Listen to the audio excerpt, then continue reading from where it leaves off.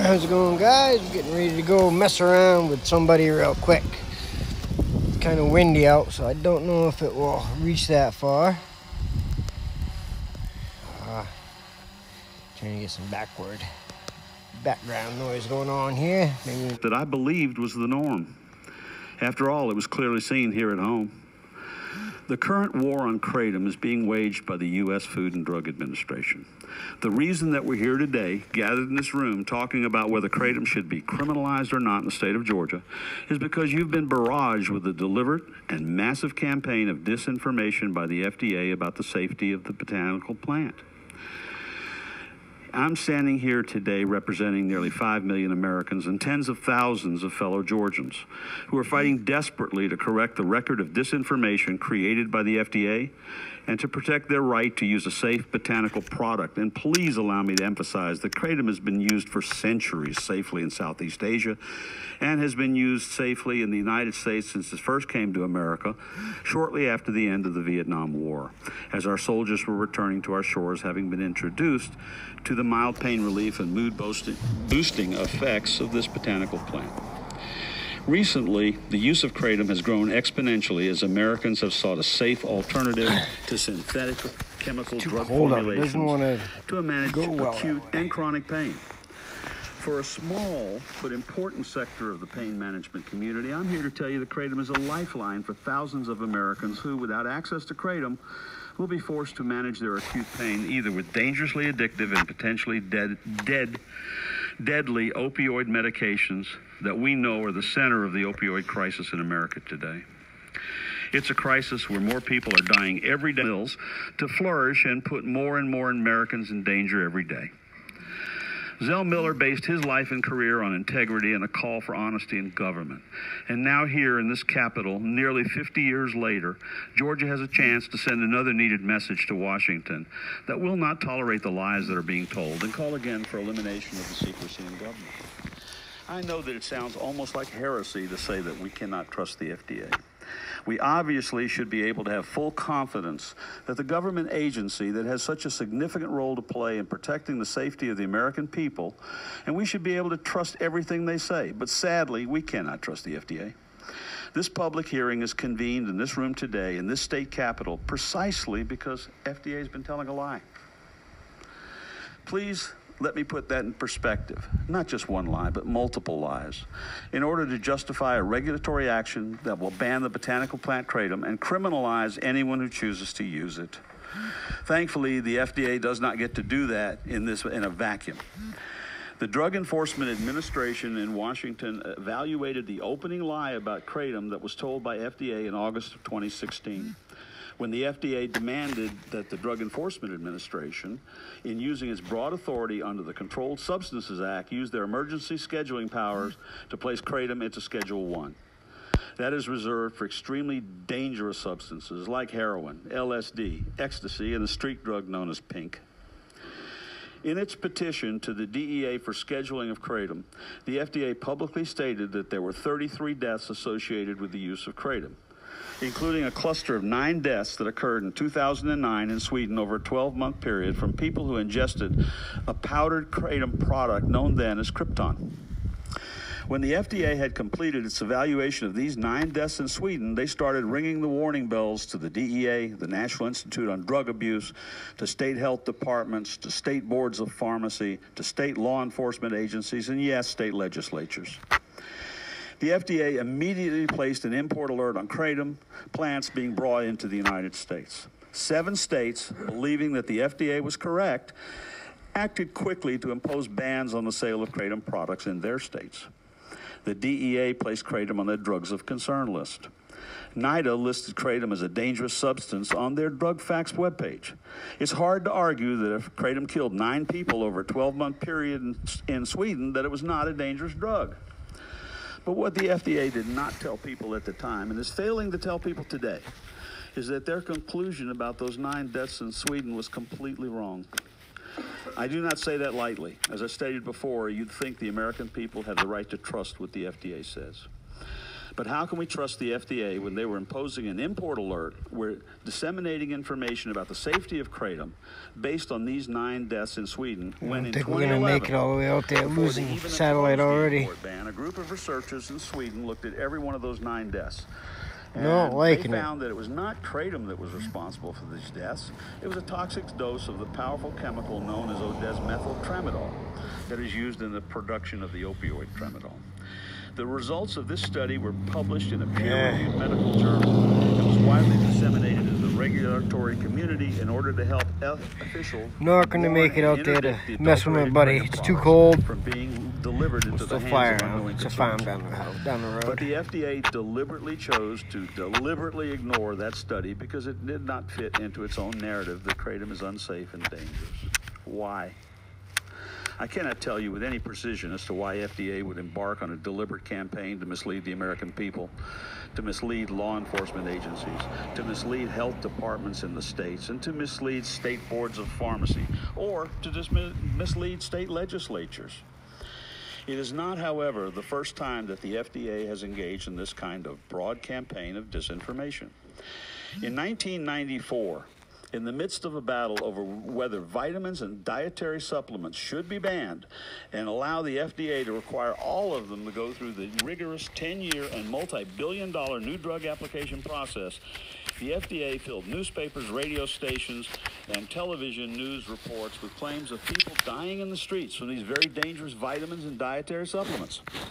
This deception about the safety of vitamins and dietary supplements caused a strong reaction among the American public, who relied upon these products to maintain their own health and well-being, and who wanted to avoid the use of synthetic and chemically produced drugs. These consumers rose up and fought back. The American public staged a blackout day where black drapes were placed over all of the products that the FDA would ban if consumer access to vitamins and dietary supplements were made illegal. In a day when there were no emails and no easy way to communicate with their elected officials, the American public spoke up and literally shut down the U.S. Capitol switchboard with the highest volume of calls that had been recorded to date.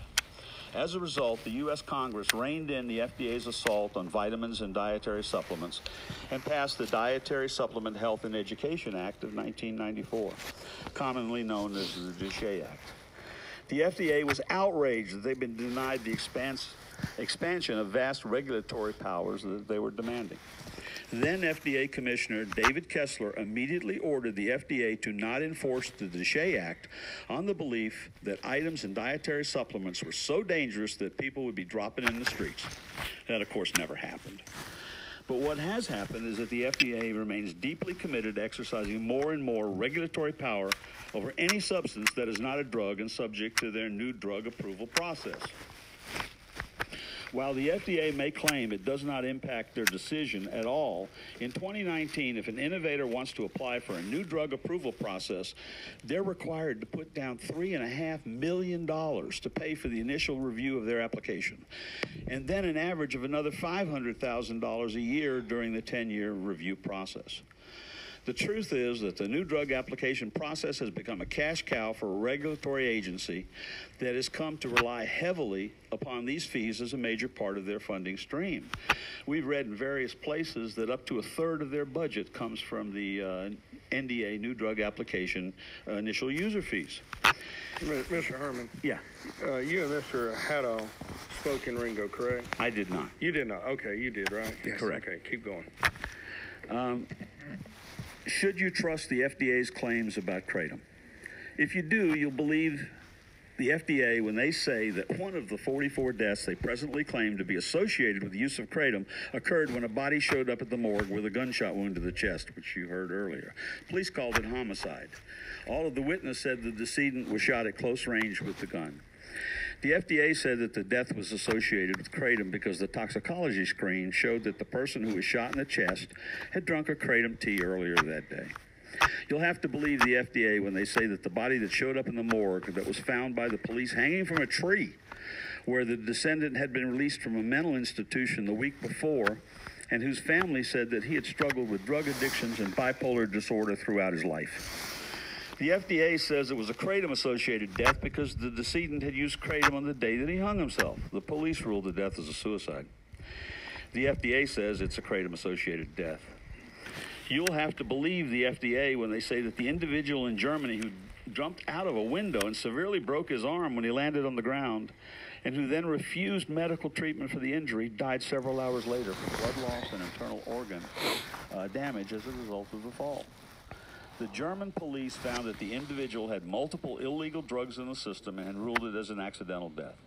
The FDA found that the decedent had also used kratom early in the day, so they called it a kratom-associated death. I can go on and on with example after example that discredits the 44 FDA-claimed deaths associated with kratom, and that have been collected by the FDA investigators who've been collecting reports from all over the globe for the last 10 to 15 years. I can tell you that the DEA did not believe the FDA in 2016 when they demanded the kratom be scheduled under the Emergency Scheduling Authority of the Controlled Substances Act. Shortly after the notice of intent to schedule kratom was published in the Federal Register on August 31st, 2016, DEA issued a notice of withdrawal on October 13th, 2016. It was not a decision that the DEA took lightly. It was, in fact, the first time the DEA had withdrawn a notice of intent to schedule a substance under its emergency scheduling authority in 82 previous attempts. I can tell you that the FDA did not take kindly to that action by the DEA either. They ramped up their campaign of disinformation about kratom to even higher levels. In November 2017, the FDA announced a public health alert on kratom. FDA Commissioner Scott Gottlieb demonized kratom and advised every American not to use it. The FDA doubled down on their claims of kratom-associated deaths, increasing the number to 44. Just for perspective, those 44 deaths included those 9 deaths in Sweden in 2009, and each of the other deaths that I described to you earlier. The truth does not seem to get in the way of FDA's campaign to demonize kratom. It appears NIDA has also heard enough of the FDA disinformation, and NIDA has called out the FDA in a website update on whether kratom can cause an overdose death, posted on September 20th, 2018. Remember, the FDA story is that people are dying in the streets from the use of kratom. But NIDA undertook an exhaustive review of all the deaths claimed by the FDA, and here's their conclusion. Can a person overdose on kratom? In 2017, the FDA began to issue a series of warnings about kratom and now identifies at least, and this is from the NIDA, at least 44 deaths related to its use, with at least one case being investigated as possible use of pure kratom. Most kratom-associated deaths appear to have resulted from adulterated products, other drugs mixed in with kratom, or taking kratom along with other potent substances, including illicit drugs, opioids, benzodiazepines, alcohol, gabapentin, and over-the-counter medications such as cough syrup. Also, there have been some reports of kratom packaged as dietary supplements or dietary ingredients that were laced with other compounds that cause deaths. Even after this public rebuke, and after the publication of several new scientific studies that disprove the FDA claims on the addiction potential of kratom, the FDA keeps telling the same fabricated story about the safety of kratom. You're going to hear more details from others, but I'd leave you with one thought. The Georgia legislature has the opportunity to express its values about honest government by sending a clear message that public policy is based on honesty, based on facts, and based on the true interests of the public. Our public policy in Georgia is not based on a campaign of deception only to give more regulatory power to bureaucrats in Washington, D.C. I strongly urge you to put a public policy in place that protects consumers from unscrupulous bad actors who adulterate safe kratom products. I urge you to send a strong message to the FDA. We will not be deceived by your dishonesty about kratom. And I strongly urge you to keep faith with the tens of thousands of Georgians who safely use kratom every day to maintain their health and well-being. Thank you.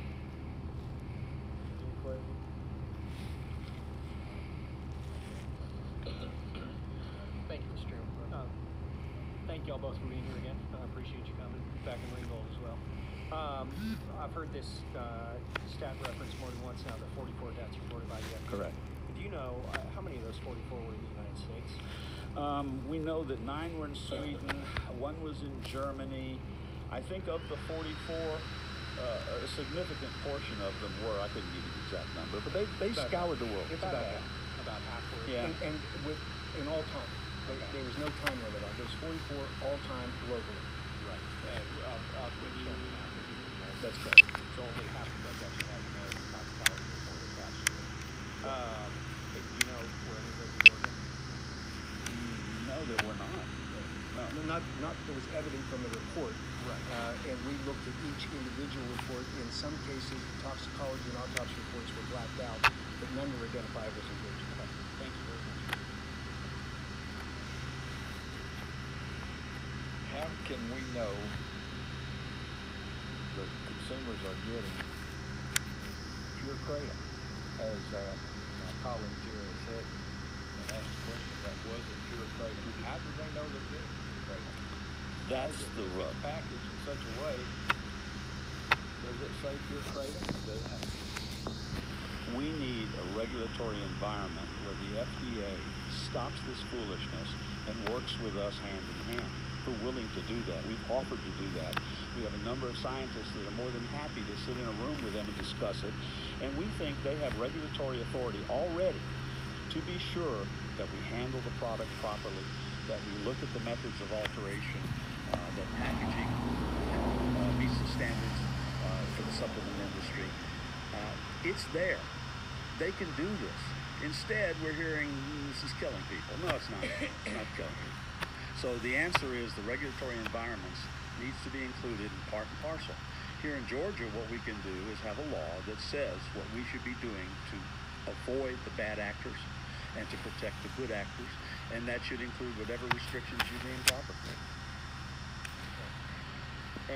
Mike, if you don't mind, since you spoke in Ringo, please only give me 2 to 3 minutes.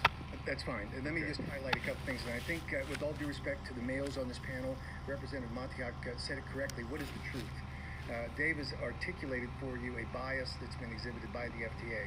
You have in front of you a scientific letter that was written by 12 independent scientists on November 28th, which addresses all of the claims made by the FDA. And I think if you take the time to read it, you will see that the recommendations of those scientists who are the preeminent scientists in the world who are looking at kratom as it relates to opioid disorder and its current use pattern, you will find that the FDA is lacking and that they are leading you down the primrose path, which Dave has articulately outlined for you.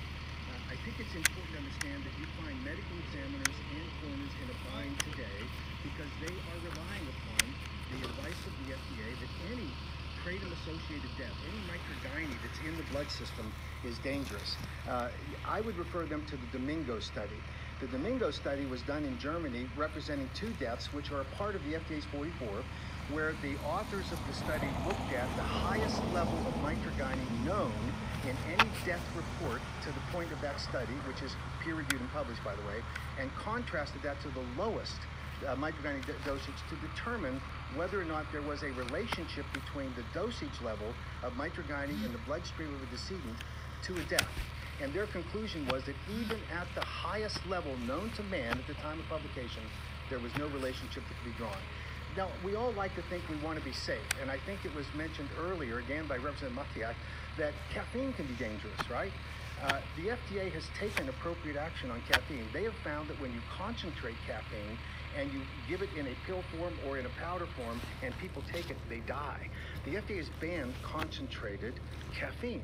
Well, that's what they should do with microgyne to the extent that they find that someone has synthesized it, someone has adulterated it, and then made it into a very powerful dose. They ought to ban that. They have the power to do it right now, but they're after a bigger fish, right? They want to force microgyne into the new drug approval process, which is ridiculous because of the problems we run into. I think that the question here is what happens when you take kratom? Well, it hits the mu opioid receptor in the brain. It does not go to your respiratory system, and that's what accounts for deaths of classic opioids. Scott Gottlieb, the commissioner of the FDA, stood before the American people and said, kratom is an opioid. That is half the story. It hits the opioid receptor just like St. John's wort. It does not suppress your respiratory system, and it does not kill you. Now, in a concentrated form, perhaps, with adulteration, NIDA said it right. Adulterated kratom products do kill people because you spike them with something that it's not. people think that that's what they're taking when they buy the product. And I think you said it right, Senator Mullis and Representative Fields. How do we control what is pure kratom? You do it through labeling. You make sure that in the state of Georgia going forward, and we hope other states will do the same because the FDA is not inclined to do it, require every package to show what the content of that package is, and when you find someone who violates it, prosecute them and put them in jail. We are an advocacy organization for consumers. We want a safe supply chain for consumers. We don't want adulterated products. We don't want foreigners caught in this bind of having to report on a death when they're poly-drug use, as NIDA puts out happens. We don't want them to have to guess about what the level of microgynon was if it was in fact an enhanced synthesized version, not the natural plant. They can't tell from those tests, but yet they'll say in good faith because family members reported, my son or my daughter or my husband or my wife were using kratom. They bought it down at the gas station. Well, we don't know what that is. We know that kratom is safe when it's used correctly. You read the scientific report. And I would comment this. There's only one of them that's ever accepted a dime from the AKA, and we paid him for some time working on a project. All of those 12 scientists did so independently. We did give our list of people who use kratom to a NIDA-based study, National Institute of Drug Abuse, and that's the study that Dr. Welch referred to that was funded by AK. We only gave them the list. From that, there is now a NIDA grant that was announced a couple of days ago to the University of Florida to study the potential value of kratom. $3.5 million of your money is going from NIDA, and you have the FDA saying, well, let's ban that stuff. And here we have an organization wants to study it in order for its potential value. So I would end with this recommendation, okay? One is you should ban adulterated kratom products.